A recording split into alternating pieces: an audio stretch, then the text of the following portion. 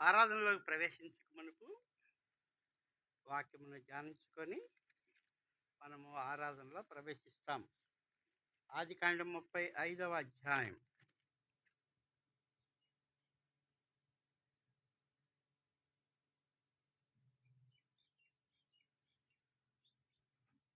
మొదటి 3 వచనాలు మనము కలిసి చదువుకుంటాం. ఆదికాండం 35వ అధ్యాయము మొదటి 3 వచనాలు మనము కలిసి చదువుకుంటాం. దేవుడు యాకోబుతో, నువ్వు లేచి బేతేలునకు వెళ్ళి అక్కడ నివసించి నీ సహోదరుడైన ఏశావు ఎదుట నుండి నీవు పారిపోయినప్పుడు నీకు కనబడిన దేవునికి అక్కడ బలిపీఠము కట్టమని చెప్పగా, యాకోబు తన ఇంటి వారితోనూ తన యొద్దనున్న వారితోనూ, మీ యొద్దనున్న అన్య దేవతలను పారవేసి మిమ్మల్ని మీరు శుచిపరచుకొని మీ వస్త్రమును మార్చుకునడి, మనము లేచి బేతేలుకు వెళ్ళుదమ్ము. నా శ్రమ దినమున నాకు ఉత్తరమిచ్చి నేను వెళ్ళిన మార్గమున నాకు తోడైండి నా దేవునికి బలిపీఠమును అక్కడ కట్టేదనని చెప్పాను. స్టార్ట్ చేసుకుంటాం. ప్రేమ నమ్మకం కలిగిన ప్రియ పరలోకపు తండ్రి, ఘనమైన మీ నామమును బట్టి కృతజ్ఞతాస్తుతులు చెల్లిస్తుంటున్నాం. చదవండి లేఖన భాగం ద్వారా మీరు మాతో మాట్లాడుతూ మీ స్వరం వినిపిస్తూ మీ ఉద్దేశాలు మీ సంకల్పాలు మా పక్షంగా నెరవేరుస్తూ ఆత్మతో సత్యముతో ఆరాధించే అనుభవంలో మమ్మల్ని ఉంచమని, వినగలిగే చెవి గ్రహించే మనసును అనుగ్రహించమని, మీ రక్త ప్రోక్షణ కిందకి తీసుకొచ్చుకుంటూ మీరే మహిమ పొందమని మా ప్రభు మా రక్షకుడు అయిన యేసు క్రీస్తు ప్రభువారు చేసి రెస్ట్మెంట్ నామంలో స్తుతించి ప్రార్థించి అడిగి వేడుకుంటున్నాం తండ్రి, ఆమేన్. ఇక్కడ మనం చదివినటువంటి లేఖన భాగంలో మరి దేవుని యొక్క ఇక్కడ ఏం చూస్తూ ఉంటున్నామంటే, మనము లేచి బేతేలుకు వెళ్ళుదాం. బేతేలు అనేటటువంటిది అది దేవుని యొక్క ఇల్లు. లేకపోతే మనం ఇంకా దీన్ని బాగా అర్థం చేసుకోవడానికి లూకాసు వార్త 2వ అధ్యాయం 49వ వచనం. లూకాసు వార్త 2వ అధ్యాయము 49వ వచనం చదవండి. ఆ ఆ ఆ ఆ నా తండ్రి పనులు. కనుక ఇక్కడ నా తండ్రి పనులు అంటే నేను నా తండ్రి మందిరములో నుండవలనని మీరు ఎరుగరా. కింద ఉంటుంది కదా, నా తండ్రి మందిరములో ఉండవలనని. అంటే ఇప్పుడు ఇక్కడ మనము చూస్తుంది ఏంటంటే, మన ఆరాధన, మన యొక్క అర్పణ, మన సమర్పణ అంతా కూడా మందిరము అంటే దేవుని నివాస స్థలం. ఏంటి దేవుని నివాస స్థలము అంటే? దేవుని పనులు చేయటం. ఏంటి దేవుని నివాస స్థలము అంటే? పాపైనటువంటి మానవుడు పరిశుద్ధపరచబడి నీతిగా చేయబడి మరి వారి పాపం నుంచి వారు ఆ పాపం ఒప్పుకున్నప్పుడు, అంటే మనం మన పాపం ఒప్పుకున్నప్పుడు మనలో పరిశుద్ధాత్మ దేవుడు నివాసం ఉండటానికి ఎప్పుడైతే తీర్మానించుకొని, అంటే పరిశుద్ధాత్మ దేవుడు తీర్మానించుకోవాలి. ఏం తీర్మానించుకోవాలి? నేను అతనిలో నివసిస్తాను అని. ఎప్పుడు తీర్మానించుకుంటాడు? మనం తీర్మానించుకోవాలి. మనం ఎందుకు తీర్మానించుకోవాలి? మనం ఎందుకు తీర్మానించుకోవాలంటే, మనము తీర్మానము లేకుండా మనలో పరిశుద్ధాత్మ దేవుడు రాడు. ఎందుకంటే మనలో ఏమున్నదంటే, మనలో పాపం ఉన్నది. అందువల్ల పాపం ఏం చేస్తుందంటే మనల్ని పాపానికి దాసులుగా చేస్తుంది. ఒకడికి దాసుడు ఉన్నప్పుడు మరి మనము ఒకడికి దాసులమైనప్పుడు దేవుడు మనలో నివసించడానికి ఇష్టపడడు. అందుకనే యోహాను సువార్త 8:34లో ఉంటుంది, పాపము చేయు ప్రతి వాడును పాపమునకు దాసుడు అని వాక్యము సెలవిస్తుంది.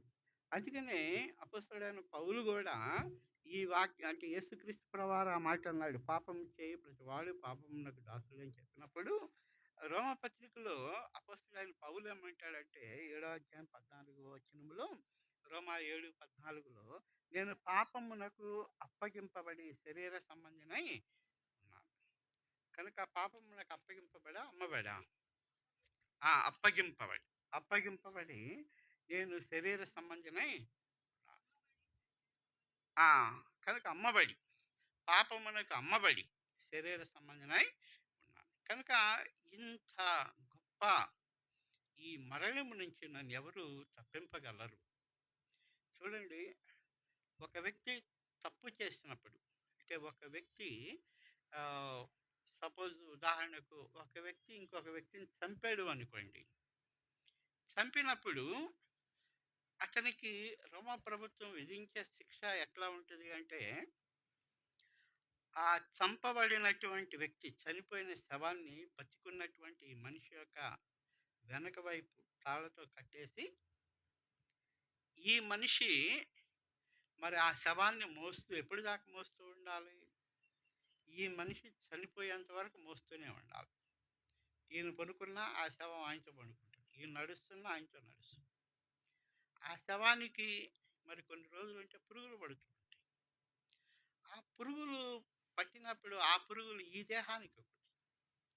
ఎంత కఠినమైన శిక్ష అంటే అంత కఠినమైన శిక్ష. అటువంటి శిక్షకు పాత్రులం మనం. మనం ఏదో వస్తున్నాం, పోతున్నాం, ఆరాధిస్తున్నాం అనేది కాదు ఇక్కడ. మన పాపమునకు కలిగిన శిక్ష ఎంత భయంకరం అంటే, అంటే ఒక భూమి మీద ఉన్నటువంటి ఒక చిన్న గవర్నమెంట్, రోమా గవర్నమెంట్ వారే ఒక తప్పుకి ఇంత కఠినమైన శిక్ష విధించినప్పుడు, సర్వశక్తుడైనటువంటి దేవుడు, సర్వభౌముడైనటువంటి దేవుడు, నీతిగల న్యాయాధిపతి, సమస్తము సృష్టించిన దేవుడు, ఆయన ఎంత భయంకరంగా ఆ శిక్ష ఉంటుందంటే, యుగ యుగాలు అగ్నిగంధముతో కాల్చబడేటటువంటి ఆ గుండములో పడవేస్తారు. ఇంకక్కడ ఏడుపులు, పెడబొబ్బలు, కేకలు తప్పితే ఎక్కడా కూడా మరి యుగ యుగాలు అసలు ఇంకా బయటికి వస్తామని నిరీక్షణ లేకుండా ఉండేటటువంటి తీర్పు. అటువంటి తీర్పు మరి ప్రభు విధించడానికి సమర్థుడు. అయితే మరి మనము ఎట్లా ఉన్నాము? మనము కేవలం పాపమునకు దాసులమై ఉన్నాం. చూడండి, రోమపత్రిక 6:17 చదవండి. 6:17. ఆ, ఆ, ఆ, ఆ, ఆ. అది విషయం. మనము పాపమునకు దాసులై ఉన్నాం. కానీ మనం ఒప్పుకున్న దాన్ని బట్టి ఒక ఉపదేశ క్రమం ఉంది. ఏంటి ఉపదేశ క్రమం అంటే, మరి మనం పాపులం. మనము నోటితో ఒప్పుకోవాలి. యేసు ప్రభు అని నీ నోటితో నువ్వు ఒప్పుకున్న యెడల ఏమవుతాం? మనము రక్షింపబడతాం. అదే రోమపత్రిక 10వ అధ్యాయము ఉపదేశ క్రమం అదే. రోమపత్రిక 10 ఎంత 9 చదవండి. ఆ, ఉమ్, ఉమ్, ఆ, ఆ, ఉమ్, ఉమ్. అది 8వ వచనం. ఆ, ఉమ్, ఉమ్. ఆ విశ్వాస వాక్యం, ఈ విశ్వాస వాక్యం ద్వారా నోటితో ఒప్పుకొని మరి యేసుక్రీస్తు ప్రభువారు మృతుల్లోంచి తిరిగి లేచాడని మనం విశ్వసించినప్పుడు మనం రక్షింపబడతాం. ఇది నియమం. ఈ విశ్వాస నియమం మనల్ని ఏం చేస్తుందంటే, పాప మరణముల నియమము నుంచి ఆత్మ నియమము మనల్ని విడిపిస్తూ వస్తుందన్నమాట. కనుక ఒకప్పుడు మనము పాపమునకు దాసులమై ఉన్నాం. ఇప్పుడు మనం ఎవరమంటే నీతికి దాసులం. ఎందుకు నీతికి దాసులము అవుతూ వచ్చాము? పరిశుద్ధత కలుగుటకు ఇప్పుడు మన అవయవాల్ని నీతికి దాసులుగా దేవుడు ఎందుకు అప్పచెబుతూ వచ్చాడు అంటే, కారణము మనల్ని విమోచించాడు. పాపము నుండి విమోచింపబడి నీతికి దాసులై ఉంటిరి. 22వ వచనం. ఆయనను ఇప్పుడు పాపము నుంచి విమోచింపబడి దేవునికి దాసులైనందున పరిశుద్ధత కలుగుటే మీకు ఫలం, దాని అంతము నిత్య జీవం. ఇక్కడ మనం చూస్తున్నటువంటి మాట ఏంటి అంటే, మనం ఒకప్పుడు పాపము చేయటాన్ని బట్టి పాపానికి దాసులం అవుతూ వచ్చాం. అట్లాగే పాపము మనలో ఉండబట్టి మనము శరీర సంబంధులముగా ఉండటాన్ని బట్టి శరీర సంబంధి అయిన ప్రతి ఒక్కళ్ళు అందుకని అందరూ పాపము చేసి ఉన్నారు అని రోమపత్రిక సెలవిస్తుంది. అందరూ పాపము చేసినటువంటి వారు, అందరూ పాపమునకు దాసులైనటువంటి వారు. ఎవరైతే ఉపదేశ క్రమమునకు లోబడ్డారు. ఏంటి ఉపదేశం అంటే? ఆయన మరణ, భూస్థాపన, పునరుద్ధానం ముందు విశ్వాసం ఉంచినటువంటి ప్రతి ఒక్కరిని కూడా దేవుడు నీతికి దాసులుగా చేస్తూ వచ్చాడు. కనుక ఈ యొక్క పాపం ఏం చేస్తుందంటే మన మీద అధికారము చలాయిస్తున్నది, మన మీద పెత్తనం చేస్తుంది, మనల్ని రూల్ చేస్తుంది, పరిపాలిస్తూ ఉన్నది. కనుక ఈ పాపం మనల్ని మరి ఈ విధంగా పరిపాలిస్తున్నప్పుడు యేసుక్రీస్తు వారు ఏం చేస్తూ వచ్చాడు? మన నిమిత్తం అప్పగింపబడుతూ వచ్చాడు. కొలస్సీలకు రాసిన పత్రిక 1వ అధ్యాయము 4వ వచనం తెలిసిన వాక్యాలే. మన తండ్రి అయిన దేవుని చిత్త ప్రకారము క్రీస్తు మనలను ప్రస్తుతపు దుష్టకాలములో నుండి విమోచింపవలెనని మన పాపముల నిమిత్తము తన్ను తాను అప్పగించుకొనెను. దేని నిమిత్తము? మన పాపముల నిమిత్తం తన్ను తాను అప్పగించుకుంటూ వచ్చాడు. కనుక ఇక్కడ మనం ఇదంతా ఎందుకు చదువుతూ ఉంటున్నామంటే, దేవుని మందిరము అంటే చూడండి అక్కడ ఏమంటున్నాడు? మనము లేచి బేతేలుకు వెళ్ళుదాం. వెళ్ళాలంటే ఇప్పుడు ఏం చేయాలి? అక్కడ వాళ్ళు ఏం చేయాలి? వెళ్ళటానికి ముందు అన్ని దేవతలను పారవేయాలి, మిమ్మల్ని మీరు శుచిపరచుకోవాలి, మీ వస్త్రములను మార్చుకోవాలి. కనుక బేతేలు అంటే దేవుడు నివసించు స్థలం. కనుక దేవుడు నివసించాలంటే మనలో మార్పు రావాలి. సంఘం మార్పు చెందటం కాదు. సంఘం మార్పు చెందటం అంటే పూరిపాక రేకుల షెడ్డు బిల్డింగ్ అవటం కాదు, బిల్డింగ్ ఏసీ రూమ్ అవటం కాదు. ఏం మార్పు చెందాలి? పరిశుద్ధాత్మ దేవుడు ఎక్కడ నివసిస్తాడు? పరిశుద్ధాత్మ దేవుడు ఎక్కడ నివసిస్తాడు? ఆ బిల్డింగ్లో నివసిస్తాడా? హృదయంలో నివసిస్తాడా? ఆ హృదయంలో నివసిస్తాడు. పరిశుద్ధాత్మ దేవుడు ఎక్కడుంటే అది మందిరం. పరిశుద్ధాత్మ దేవుడు ఎక్కడ ఉంటే అది మందిరం. కనుక పరిశుద్ధాత్మ దేవుడు ఎక్కడ నివసిస్తాడు అంటే మనలో ఉన్నటువంటి శరీర సంబంధమైన అలవాటులు మార్చుకున్నప్పుడు. ఏం మార్చుకోవాలి? శరీర సంబంధమైన అలవాట్లను మార్చుకున్నప్పుడు. ఇదివరకు కేసులు అంటే ఇప్పుడు తిరుగుతున్నాం, కానీ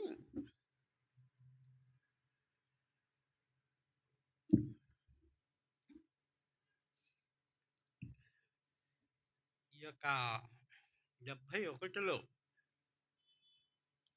భక్తిం బ్రదరు సొసైటీ పెట్టాడు. అంటే ఒక ఆర్గనైజేషన్ పెట్టినప్పుడు ఆర్గనైజేషన్ రిప్రజెంట్ చేయడానికి కొంతమంది వ్యక్తులను పెట్టుకుంటారు. ఒక స్కూల్ పెట్టుకుంటున్నారు అనుకోండి, స్కూలు చూసేది ఓల్డ్ సోళ్ళు ప్రిన్సిపల్ చూసుకుంటాడు. కానీ ప్రిన్సిపాల్కి కొన్ని లింక్స్ ఉంటాయి. దానికి ఒక వైస్ ప్రిన్సిపాల్ అని, దానికి ఒక అడ్మినిస్ట్రేషన్ అని, మళ్ళీ దానికి టీచర్స్ అని, దానికి కోఆర్డినేటర్లు అని ఒక సిస్టము. అది గవర్నమెంట్కి తెలియచేయాలి. మా స్కూల్లో ఇట్లా బీఈడీ అయిన టీచర్స్ ఉన్నారు కనుక మా స్కూల్లో విద్యావంతులైన టీచర్స్ ఉన్నారని గవర్నమెంట్కి తెలిసినప్పుడు ఆ గవర్నమెంట్ ఏం చేస్తుందంటే రికగ్నేషన్ అంటే దాన్ని ఓకే చేస్తుంది. అంటే అంతకుముందు దాకా సంఘము 45లో 1945 50లో అప్పటికి భక్తిం బ్రదర్ వయసు 40 సంవత్సరాలు. 1940కి 40 సంవత్సరాల వయసులో పరిచర్య అద్భుతంగా జరుగుతూ 1971కి వచ్చేసరికి ఆయన వయసు దగ్గర 70 సంవత్సరాలు. ఆటోమేటిక్‌గా 70 సంవత్సరాలు వయసు వచ్చేసరికి ఏమవుతుంది? కొంత శరీర బలహీనత అవుతూ ఉంటుంది. శరీర బలహీనత అయినప్పుడు ఏమైందంటే, ఒక సొసైటీ పెడితే బాగుంటుందని పక్కనోళ్ళు సలహాలిచ్చారు. ఈ పక్కనోళ్ళెవరు? అప్పటికే ఈ సహవాసంలో అంతా గవర్నమెంట్‌ని పరిపాలించినటువంటి వారు. గవర్నమెంట్‌కి సలహాలిచ్చేవాళ్ళు. ఒక విధంగా చెప్పాలంటే ప్రిన్సిపల్ సెక్రటరీస్, ముఖ్య సలహాదారులు, బ్యాచ్ బ్యాచ్. హెబ్రోన్‌లో ఉన్నటువంటి వారు విశ్వాసులెవరు? గవర్నమెంట్‌కి సలహాలిచ్చి గవర్నమెంట్‌ని నడిపేటంత తెలివైనోళ్ళు. వాళ్ళొచ్చారనమాట. ఈ ఈ సొసైటీ అనే గవర్నింగ్ బాడీలోనికి వాళ్ళు వచ్చారు. వాళ్ళు వచ్చినప్పుడు ఏమైంది? మెల్లిగా వాళ్ళొచ్చినప్పుడు ఇప్పుడప్పుడు దాకా దగ్గరగా 30 సంవత్సరాలు సంఘాలు విస్తరించటంలో, బోధ, సహవాసము, రొట్టె విరుచుట, ప్రార్థన చేయటంలో సంఘాలన్నీ ఏం చేసినాయంటే బాగా విస్తరిస్తూ వచ్చింది. మంచి ఆత్మీయ స్థితిలో ఉన్నాయి. 1970కే 70కే ఏ స్థితిలో ఉన్నాయి? ఎందుకు? అప్పుడు దేవుడు మాత్రమే కనపడుతున్నాడు. ఎందుకంటే భక్సింగ్ బ్రదర్‌కి ఆల్రెడీ స్వతహాగా తగ్గించుకునే స్వభావం. అందువల్ల భక్సింగ్ బ్రదరు ఒక్కడే అప్పటి వరకు నడిపిస్తూ వచ్చాడు ప్రిన్సిపల్ ట్రస్టీగా. ఆయన మరుగై ఉండటాన్ని బట్టి దేవుడు మాత్రమే సంఘంలో కనపడుతూ వచ్చాడు. సంఘం ఎంతో ఆత్మీయంగా అభివృద్ధి పొందుతూ ఉన్నది. క్షేమాభివృద్ధి పొందుతుంది. ఆయనకి 70 సంవత్సరాల వయసప్పుడు, సరే వృద్ధాప్యంలో ఉన్నాను కదా! వీళ్ళంతా చెబుతున్నారు కదా! అని ఒక సొసైటీ చేసినప్పుడు, ఆ సొసైటీ చేసిన తర్వాత ఏమైందంటే, వీళ్ళ పేర్లు వెలుగులోకొచ్చినియి. అంటే మాకు అధికారము ఉన్నది. ఇప్పుడు ప్రిన్సిపాల్ ఇప్పుడు తప్పు చేస్తాడని వైస్ ప్రిన్సిపాల్ చూస్తాడు. ఎందుకు చూస్తాడు వైస్ ప్రిన్సిపాలు? ఆ! ప్రిన్సిపాల్‌ని పంపించి వైస్ ప్రిన్సిపాలు ప్రిన్సిపాల్ అవ్వటానికి ఇది నియమం. మానవుని యొక్క శరీర సంబంధమైన నియమం. ఏ కాడికి ఒకడిని తొక్కి ఇంకొకడి మీద అధికారము కలిగి ఉండటం మానవ నియమం. వీళ్ళంతా ఒక 7 ఆ పేర్లు ఎప్పుడైతే వాళ్ళ పేర్లు రికార్డులోకి వచ్చినాయో, వీళ్ళల్లో కొంచెం దుర్బుద్ధి వస్తా ఉంది. ఎందుకు? భక్సింగ్ బ్రదర్ లాగా కనుమరుగైనటువంటి జీవితాలు కాదు. భక్సింగ్ బ్రదరు కనపరుచుకోవాలంటే వీళ్ళందరికన్నా యోగ్యుడు. మరి లండన్‌లో డబుల్ ఇంజినీరింగ్. ఈ దినాల్లో ఒక ఇంజినీరింగ్ చేయడానికే చచ్చిపోతున్నారు. ఆయన డబుల్ ఇంజినీరింగ్. మనకి డబుల్ ఎంఏ తెలుసు కానీ డబుల్ ఇంజినీరింగ్ చేసినోళ్ళు తెలీదు. ఇప్పుడంత ఓపిక కూడా ఎవరికీ లేదు. ఆయన ఇంగ్లాండ్‌లో డబుల్ ఇంజినీరింగ్ చేసినటువంటి మంచి గొప్ప ఆస్తిపరుడు. ఎంతో తెలివితేటలు ఉన్నటువంటి వ్యక్తి. ఎంత తెలివంటే అంత తెలివి. తెలివిలో ఎటువంటి డోకా లేదు. వీడు గవర్నమెంట్‌ని పరిపాలించొచ్చేమో గానీ ఆయనకున్న తెలివికి ప్రపంచమే పరిపాలించే తెలివి ఆయనకి ఉన్నది. ఆ తెలివంతా ఏం చేశాడు? మరుగు చేసుకున్నాడు. దేవుని కొరకు కావాలని తగ్గించుకున్నాడు. తగ్గించుకున్నవాడు ఏమవుతాడు? దేవుని దృష్టిలో హెచ్చింపబడుతూ ఉంటాడు. వీళ్ళేం చేశారంటే వీళ్ళు హెచ్చించుకుంటూ వచ్చారు.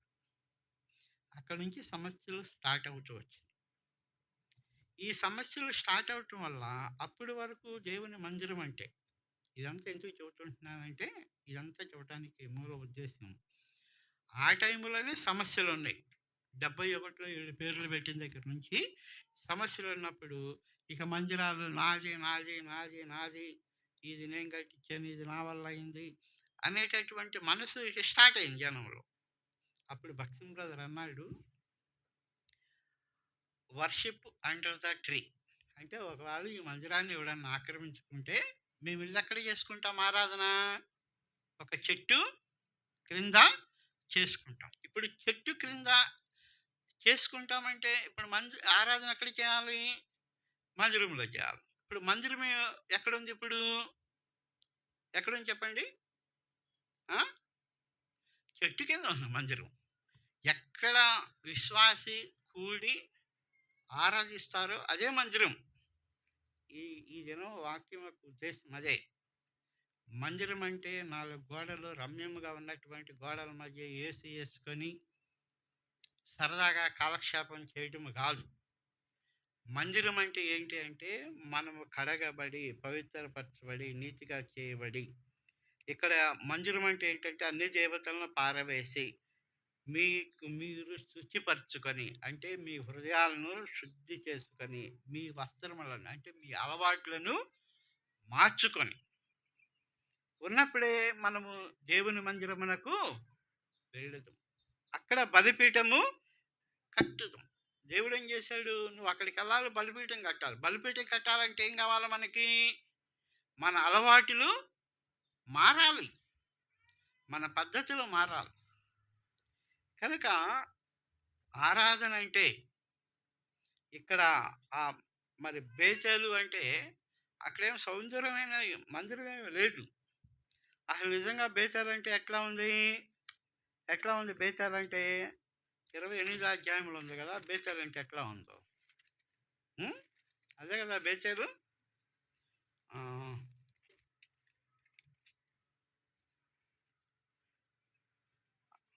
చూడండి 28 అధ్యాయము 19 వచ్చిన చదవండి.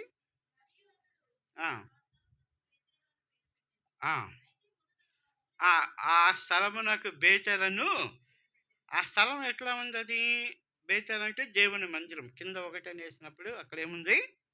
దేవుని మనము చదివిన వాక్యం ఏంటంటే మనం బేతేలుకి వెళ్ళుదాము రండి. కనుక బేతేలు అంటే ఇక్కడ ఉన్నటువంటి బేతేలు ఎటువంటిదంటే ఇది కొండ, లేకపోతే ఎడారి.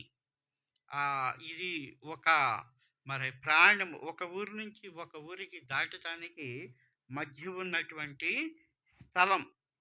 ఈ స్థలములో చూడండి 3వ వచనం, సర్వశక్తి గల దేవుడు నిన్ను ఆశీర్వదించి నీవు అనేక జనములు అగినట్లు నీకు సంతానాభివృద్ధి కలుగు చేసి నిన్ను విస్తరింపజేసి నీవు పరవాసివైన దేశమును, అనగా దేవుడు అబ్రహాంకి ఇచ్చిన దేశమును నీవు స్వాస్థ్యముగా చేసుకున్నట్లు ఆయన నీకు, అనగా నీకును నీతో కూడా నీ సంతానమునకు అబ్రహాముకు అనుగ్రహించిన ఆశీర్వాదమును దయచేయనుగాక అని అతన్ని దీవించి, చూడండి దీవించి పంపిస్తూ ఉంటున్నాడు. పంపిస్తున్నప్పుడు అక్కడ మరి అంతా కటిక చీకటి. 11వ వచనం, ఒక చోట చేరి పొద్దు కూకినందున అక్కడ ఆ రాత్రి నిలిచిపోయి ఆ చోట్ల రాళ్ళల్లో ఒకటి తీసుకొని తన తలగడిగా చేసుకొని అక్కడ పండుకొని. చూడండి దేవుని మందిరం అని పిలువబడిన స్థలం ఎట్లా ఉందంటే రాళ్ళు నింపబడిన స్థలం, ఏమీ ఆధారం లేనటువంటి స్థలం. కనుక అక్కడ జరుగుతున్న విషయం ఏంటంటే నైటు కటిక చీకటి, ఇంకా ఏమి కనపడదు.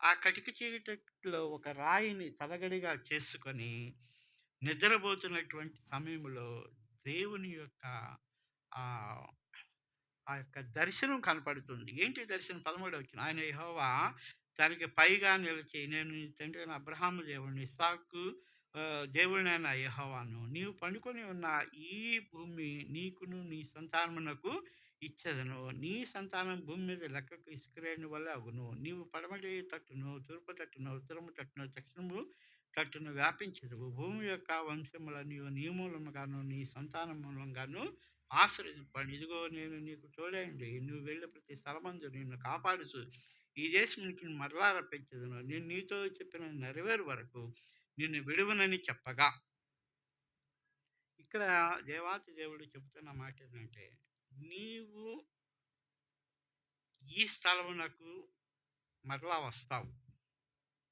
ఈ స్థలం ఆశీర్వదింపబడిన స్థలం, ఇది దీవింపబడిన స్థలం.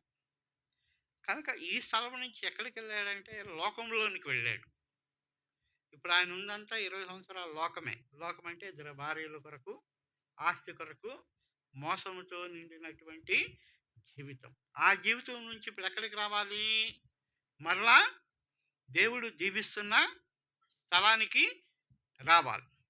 ఈ స్థలం మనము కూడా జగత్పునాది వేయబడకుంటే ప్రేమ చేత క్రీస్తులో ఏర్పరచబడినటువంటి వారు. దేవుని ఏర్పాటులో మనం ఉన్నాం. అంటే మనము భూమి మీద తల్లి గర్భములో జన్మించి భూమి మీదకి రాకముందు మన స్వరూపం ఎక్కడున్నది? ఎక్కడున్నది? దేవుని దగ్గర ఉంది. అంతేనా? దానికి ఎగ్జాంపుల్ ఒక స్టోరీ ఉంది. ఏం స్టోరీ? మంచి సమరయుడు. ఆయన ఎక్కడి నుంచి వస్తున్నాడు? యెరూషలేము నుంచి యెరికోకి ప్రయాణం అవుతూ ఉన్నాడు. అంటే యెరూషలేములో ప్రయాణం స్టార్ట్ చేశాడు. యెరికోకి వస్తున్నాడు. యెరికోలో దొంగల చేత కొట్టబడ్డాడు, గాయపరచబడ్డాడు. ఆయన్ని పొట్టుకుల వాళ్ళ ఇంట్లో పెట్టాడు. ఎప్పుడు దాకా పెడుతున్నాడు? మళ్ళా నేను వచ్చి మరలా ఇతన్ని తీసుకొని వెళ్ళేంత వరకు నువ్వు ఇతన్ని చూసుకోవాలని 2 కాసులు ఇచ్చాడు. అంటే అర్థం ఏంటంటే దీని ఉపమానం యొక్క అర్థం, మనం మొదటిగా ఎక్కడ ఉన్నామంటే దేవుని సింహాసనం ఎదుట మన స్వరూపము ఆయన ముందు ఉన్నది. ఆ స్వరూపము భూమి మీదకి ఎప్పుడు వచ్చింది? తల్లి గర్భం ద్వారా భూమి మీదకి వచ్చింది. భూమి మీదకి వచ్చిన తర్వాత మనకు చుట్టూ వ్యాపించింది ఏంటి? పాపం. పాపము వ్యాపించి ఈ పాపం మనల్ని భ్రష్టత్వంలోనికి తీసుకొస్తున్న సమయంలో మిమ్మల్ని మీరు మార్చుకోమని చెప్పాడు. మనం మార్చుకున్నాం. ఏం మార్చుకున్నాము? వాళ్ళు ఏం మార్చుకున్నారో మనము కూడా మన అలవాట్లు మార్చుకున్నాం, మన పద్ధతులు మార్చుకున్నాం, మన శరీర సంబంధమైన విషయాలు మార్చుకున్నాం. ఇప్పుడు పరిశుద్ధాత్మకు లోబడ్డాం, పరిశుద్ధాత్మలో మనం ఉన్నాం. మార్చుకోవటాన్ని బట్టి ఇప్పుడు ఎక్కడికి వెళ్ళాలి? బేతేలుకి వెళ్ళాలి. మనము రక్షింపబడి దేవుని యందు విశ్వాసంతో ఆరాధిస్తున్నప్పుడు మనం మరణించినప్పుడు ఎక్కడికి వెళ్తాము? ఎక్కడికి వెళ్తాము? అర్థమవుతుందా స్టోరీ? దీంట్లో ఒకటే నియమం, వచ్చిన చోటకే పోవాలి. వచ్చిన చోటకి పోకపోతే ఇంకో చోటకి పోవాలి. వచ్చిన చోటకి పోవాలంటే మార్పు ఉండాలి. ఏ మార్పు లేకుండా ఉన్నామనుకో ఇంకొక చోటు ఉంది. వచ్చిన చోట ఏంటి? వచ్చిన చోట ఏంటి చెప్పండి? దేవుడు నివసించు స్థలం. మనం మార్పు చెందకుండా అట్లాగే ఉన్నామంటే, మనం పాపం చేసినందుకు కాదు, పాపం మనల్ని ఆవరించినందున మనం ఒప్పుకోకపోతే మనం ఎక్కడికి వెళ్తాము? ఇంకో చోటుకు పోతాం. అది దేవుడు లేని చోటు. దేవుడున్న చోటు నిత్యత్వం, దేవుడు లేని చోటు నిత్యత్వం. దేవుడున్న చోటు దేవుని మహిమ, దేవుడు లేని చోటు అగ్నిగుండం. అర్థమైందా? చెప్పేది? మన అలవాటులు మన బుద్ధులు మార్చుకోకపోతే వచ్చిన చోటుకు మనం వెళ్ళం, పోకూడని చోటుకి వెళ్తాం. అంతేగాని మందిరాన్ని బట్టి కాదు ఇది. ఏసీ మందిరంలో ఉన్నామా, డబ్బా రేకుల్లో ఉన్నామా, పురిపాకలో ఉన్నామా, చెట్టు కింద ఉన్నామా, దాన్ని బట్టి కాదు. దేన్ని బట్టి దేవుని దగ్గరికి వెళ్తాము? ఈ వాక్యం అదే మనకు బోధిస్తుంది. ఏ వాక్యము? మనము లెగిసి బేతేలుకు వెళదాం. బేతేలు ఎట్లా ఉంది? చీకటి, రాళ్లతో నింపబడింది.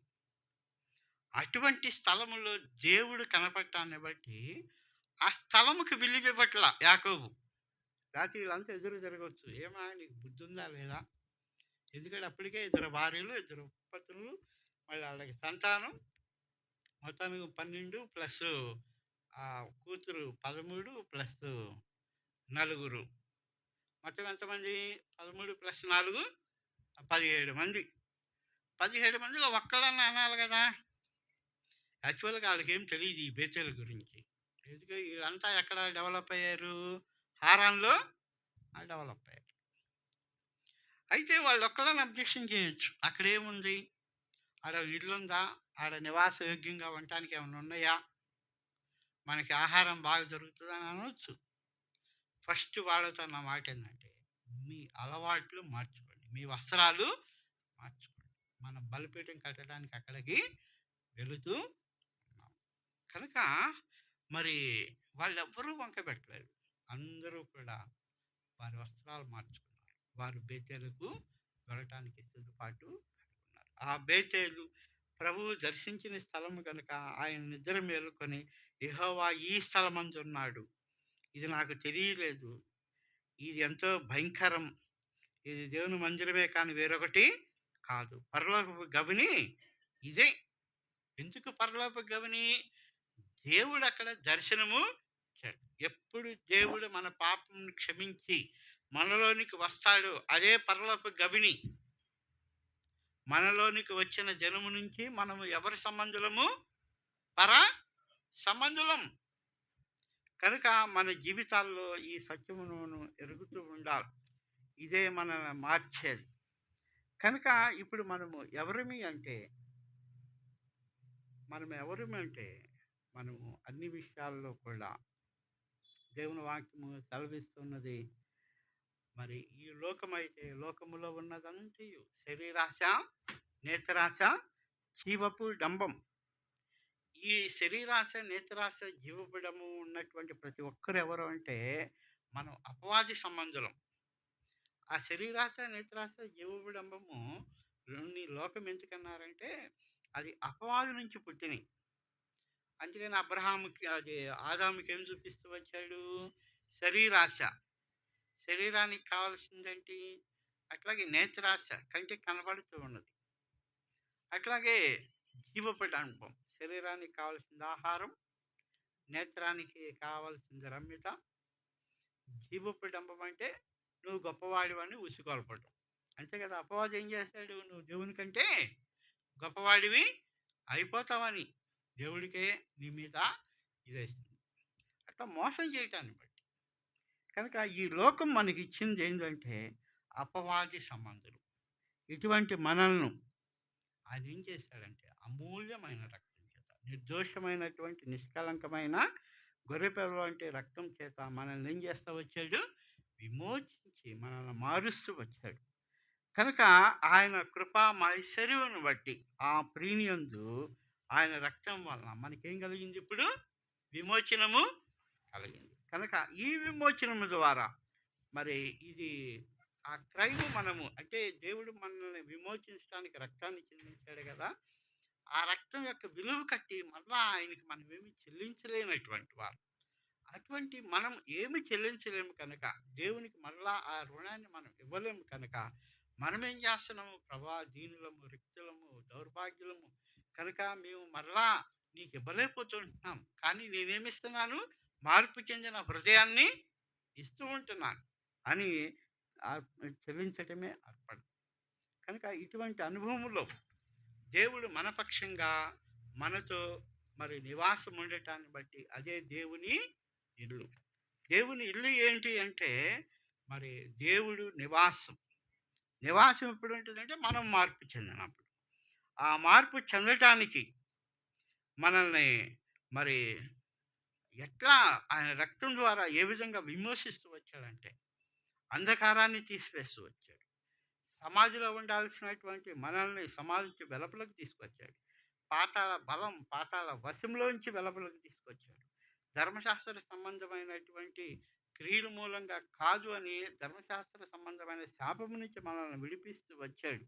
అట్లాగే క్రీస్తు మన కొరకు శాపమై ఆ ధర్మశాస్త్ర శాపాన్నంతా భరించి ఈ ప్రస్తుతపు దుష్టకాలంలో మనల్ని తప్పించడానికి దేవుని వాక్యాన్ని సంపూర్ణంగా మనకి ఇచ్చాడు కనుక ఆ దేవునిలో మనల్ని ఏం చేస్తూ వచ్చాడంటే మన పాపాలను తుడిసివేస్తూ వచ్చాడు. సముద్ర అగాధ జలముల్లో వేస్తూ వచ్చాడు. తూర్పు నుంచి పడమరకు ఆ పాపాలను దూరపరుస్తూ వచ్చాడు. అట్లాగే ఆయన వీపు వెనక వేసుకుంటూ వచ్చాడు. ఈ విధంగా మనల నుంచి మన పాపాలను వేరు చేసినటువంటి దేవుడు మనము మన అలవాట్లను మన యొక్క ఈ శరీరం నుంచి వేరు చేసుకొని ఆత్మ నియమము ద్వారా జీవమునిచ్చు ఆత్మ నియమంలో మనం ఎదిగి ఫలించి దేవునికి ఇష్టమై మన యొక్క హృదయ అర్పణ ప్రభు అంగీకరించే విధముగా మనం మార్పు చెందినటువంటి వారమై ఉండేటట్టు దేవుడు మనల్ని ఆ విధంగా సిద్ధపాటు చేయను కాక.